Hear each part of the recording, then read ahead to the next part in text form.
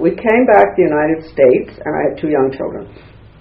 And so I naively put them in the public school system because I didn't know how horrible it was. I had no idea what was going on in this country, what had happened in the 18 years that I'd been abroad. And all of a sudden, I asked the principal over at the elementary school if I could see the new social studies textbooks for elementary school.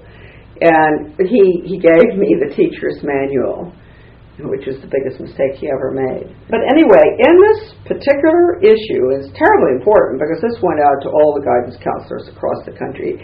It said, quote, "We in the death education movement will use death education to change the students' attitudes and values and beliefs about death and dying the same way we used sex education to change their attitudes towards sex and various sexual practices."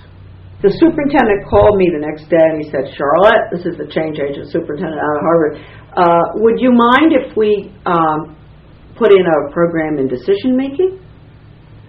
And I said, "Oh, I wish I could look in your beautiful blue eyes, because you know that's exactly the same thing." Hello and welcome to Sovereign Solutions, where we expose the financial elite who are building a new world order to enslave us all, and where we talk about solutions. What can we as individuals do to reclaim our sovereignty?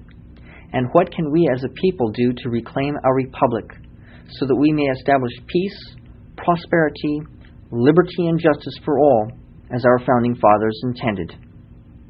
As you may know by now, last summer, the summer of 2006, I made a huge loop around the country by car. Almost 10,000 miles. The farthest extreme to which I traveled was Bath, Maine, to the home of Charlotte Thomson Iserbyt. Charlotte Iserbyt is the consummate whistleblower. Iserbyt served as Senior Policy Advisor in the Office of Educational Research and Improvement, U.S. Department of Education during the first Reagan administration, where she first blew the whistle on a major technology initiative which would control curricula in America's classrooms. Iserbyt is a former school board director in Camden, Maine, and was co-founder and research analyst of Guardians of Education for Maine from 1978 to 2000. She also served in the American Red Cross on Guam and Japan during the Korean War, and in the United States Foreign Service in Belgium and in the Republic of South Africa. Iserbyt is a speaker and writer, best known for her 1985 booklet, Back to Basics Reform, or OBE, Skinnerian International Curriculum, and her 1989 pamphlet, Soviets in the Classroom, America's Latest Education Fad, which covered the details of the U.S. Soviet and Carnegie Soviet education agreements, which remain in effect to this day. She is a freelance writer and has had articles published in Human Events, the Washington Times, the Bangor Daily News, and included in the record of congressional hearings. Folks, since the beginning of Sovereign Solutions, I have probably mentioned Charlotte Iserbyt's book, The Deliberate Dumbing Down of America, more times than any other book. And I highly recommend it. It is a fascinating history of education, and it proves beyond a shadow of a doubt that the real purpose of education at the highest levels of power is not what we think it is. It's not to teach children reading, writing, and arithmetic.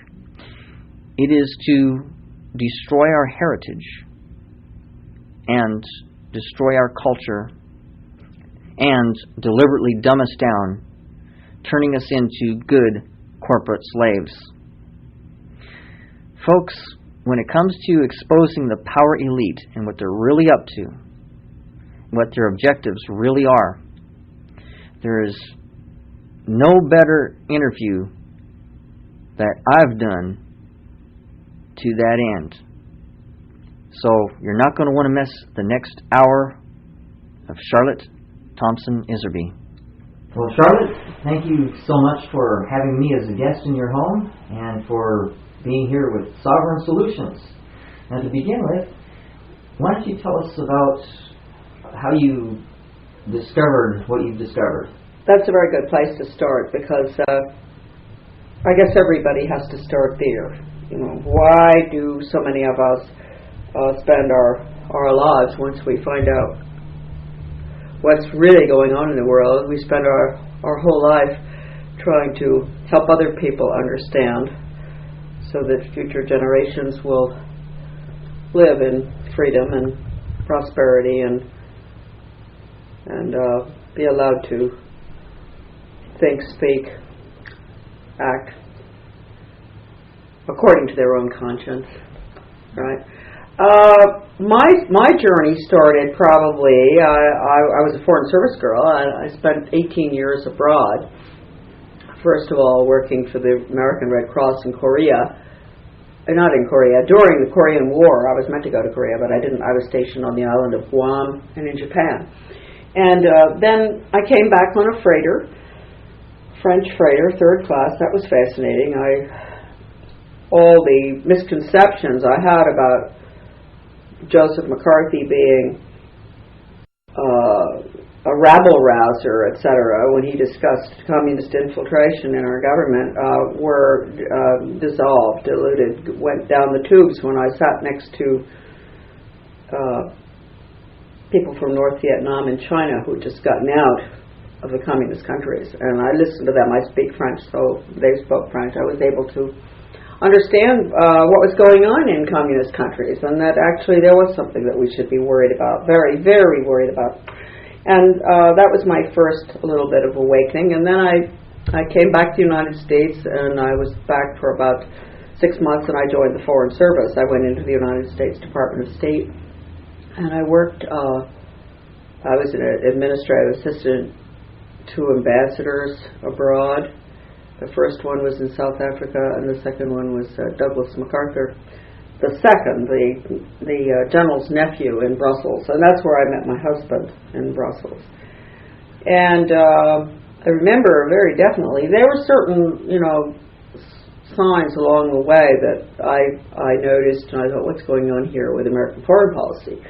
Such as the United Nations in Katanga, in the Belgian Congo. I was right there seeing all the cables coming in from Elizabethville, coming in from the Congo, Katanga, what the UN forces were doing, raping nuns. Horrible. Katanga, I mean, nobody likes to talk about it anymore because they got deep into that one. They know how absolutely evil, satanic, rotten the United Nations is. As a matter of fact, I recently showed a documentary on Sovereign Solutions about Katanga. Good. The one that is issued by Reality Zone. Ed Griffin. Yeah. Yes. So that was quite a wake-up call for me. I was sitting in the office in Brussels. Of course, the Belgians were... my landlady was terribly upset with American... Oh, who wouldn't be? The Belgians were very upset with U.S. foreign policy. My own boss, Ambassador MacArthur, I think he was very upset with it too, but he had to carry out what the president wanted, and he had to carry out the president's foreign policy. And anyway, then I got married. We came back to the United States. I left Belgium, came back to the United States. My husband came over. We got married. Then we went, interestingly enough, back to Belgium for 4 or 5 years, which is a lovely period in my life. Had one child. Then we went because my husband is a yacht captain, and that's what he's always done all his life, plus selling yachts. And he crossed the Atlantic on an Alden schooner. We bought a schooner